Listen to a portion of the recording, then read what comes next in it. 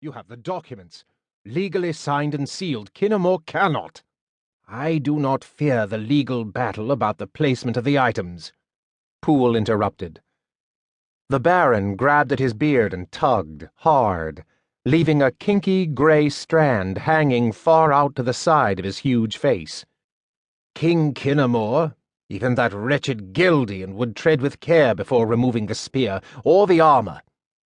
But do you not understand? I thought that they had already stolen it, and the fact that Geldian is only now on his way, fully announced, confuses the facts. A cover for the theft? Kelsey reasoned. Do you believe Geldian to be that clever? Baron Poole replied dryly.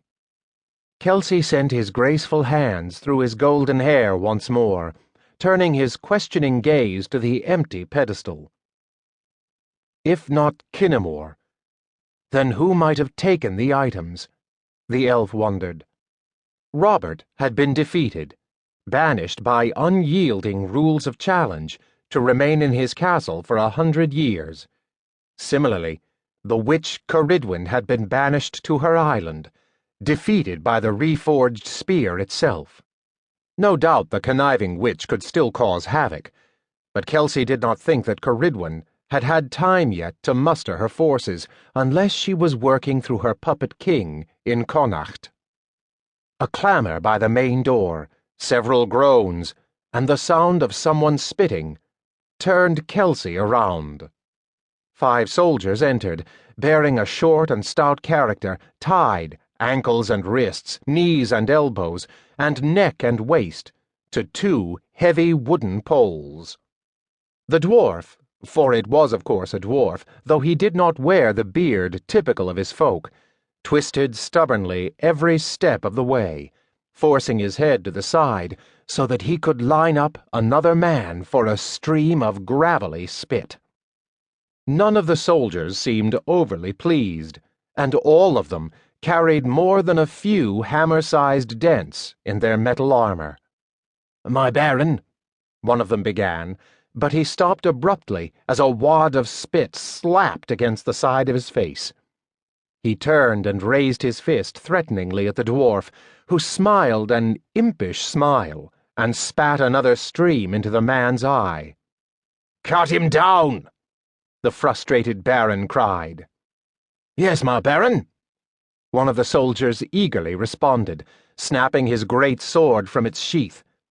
He turned on the dwarf and brought the weapon up high, lining up the bound prisoner's exposed head, but suddenly Kelsey was between him and his target, the elf's slender sword at the soldier's throat.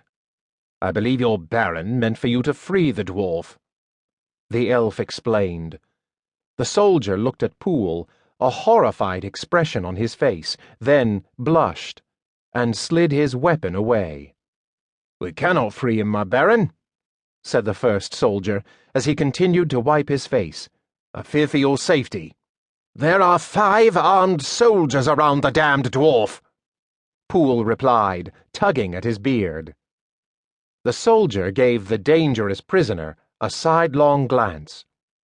"And there were 20 in Boehmer," the dwarf bellowed. "So do let me down, I beg."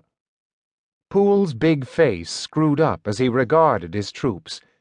He had indeed sent a score of soldiers to the town of Boehmer in search of Gino Hammerthrower.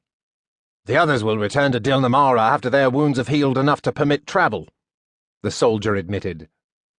Poole looked to Kelsey, who turned about and promptly sliced the thongs holding Gino to the pole. Down crashed the dwarf, but he bounced back to his feet immediately and slapped a fist into his open palm. "I was not among the score of men you battled in Boehmer," Kelsey quickly and grimly reminded Gino. "You will cause no further ruckus in Dilnamara Keep." Gino held the elf's unyielding stare for a long while, then shrugged, pushed his straight brown hair back from his rough-hewn but strangely cherubic face, and smiled that mischievous grin once more. "Then give me back my hammers," he said. Kelsey nodded to one of the soldiers, who immediately